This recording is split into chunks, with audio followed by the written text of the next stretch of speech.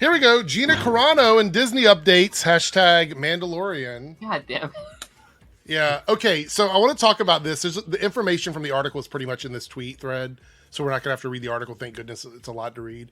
Anyway, so let me recap everybody on this whole Mandalorian thing very quickly. There was a planned spinoff show with Gina Carano that never happened. No contracts were signed. When The Mandalorian ended, her contract was up. They didn't move forward with the show because she was making an ass of herself on social media. They gave her opportunities to fix the problem. She denied all of those opportunities and said, no, I don't want to do any of these things. And that's her right, but she chose not to do it. And she's voiced that on several podcasts. So she said all this. So this is not, all of that is exactly how it happened. They didn't renew the contract. She's also stated that she hated working on the show because she didn't get along with a bunch of people that she worked with, and that Disney is not a good company to work for. In this lawsuit, she's trying to force Disney to hire her back to do the show that she was supposed to be a part of, even though she's already admitted that she doesn't like working for them. So I don't understand how this lawsuit is moving forward, especially with morality clauses, but I think there might be an issue because she wasn't actually employed by them when they denied to hire her. So I think what they're trying to run with is Disney is going against hiring practices in California. That's what I think they're trying to do, based on what I've read. Anyway, so let's read this here. Disney loses latest attempt to stall trial over Gina Carano's Mandalorian firing. They keep saying firing, but she wasn't fired. Her contract was out. They did not renew the contract. Sex discrimination case goes before jury next year. This is going to be really crazy because if they're going to go with this discrimination case, it's going to be opening a big can of worms that I don't think people have fully understood. Let me read through all this and then I'll tell you my thoughts on that. Unless there's a shift in the legal force or a big buck settlement, the Walt Disney Company and Gina Carano will go head-to-head at the trial next year over the former mixed martial arts 2021 firing from Mandalorian. Again, not fired. The trial will start on September 29th, 2025. To be specific, having considered the party submissions, the relevant law, and the record on the case, the court denies the motion, U.S. District Court Judge Sherilyn Peace Garnett wrote earlier this week. So what she's saying, because she's not using the reason why she was actually not renewed, which was her anti-Semitic stuff and all of her anti-trans stuff that she posted on social media. She's not doing that. She's saying that she was not hired again based on her gender or being a woman. Now, here's the issue. Anybody that supports Gina Carano knows that that's bullshit because they always claim that Disney hires DEI based on gender and, you know, any other thing other than being like a white guy, basically, is what they accuse Disney of doing. So now she has to go in and say that Disney denied her employment because she is a woman, even though she's said on podcasts with men that would say Disney only hires women and no longer hires men. So it's this weird conundrum situation. Well, I think on her side there's no issue there, but it's the people that are online constantly like yapping.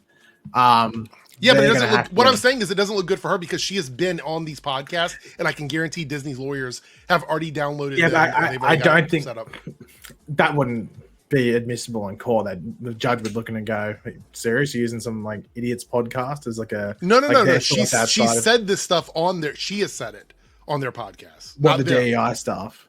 Yes, she's been on podcasts and claimed all this stuff.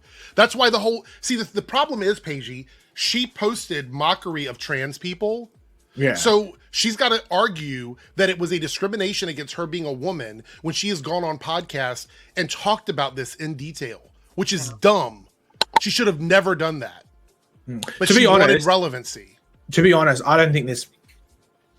I don't think it's going to go to trial. I think they're going to settle. They'll pay her. I think they're going to settle 100%. They'll do an estimation of like how much she like, whether it's what she wants or what they like. They'll get like a third party consultant to come in and go break it down, and then they'll probably pay her an extra 25% on top of that to make it, because she would probably know how much she would be paid out hypothetically. Well, Paigey, would you be surprised? If she gets an extra amount, she'd be like, okay, I'll take that. And it's going to be like,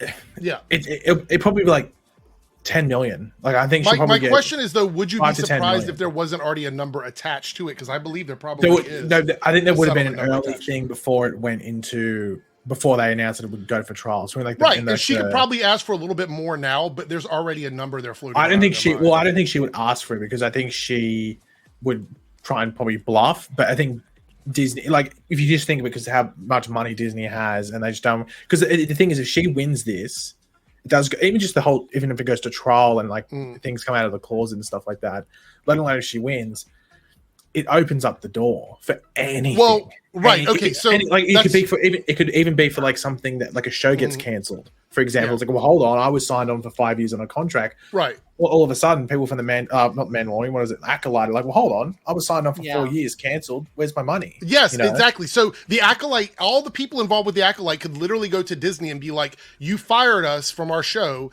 We were promised we were going to get another season. And we decided not to. And we face all these. I'm a black queer woman, and now I'm going to sue you for discrimination.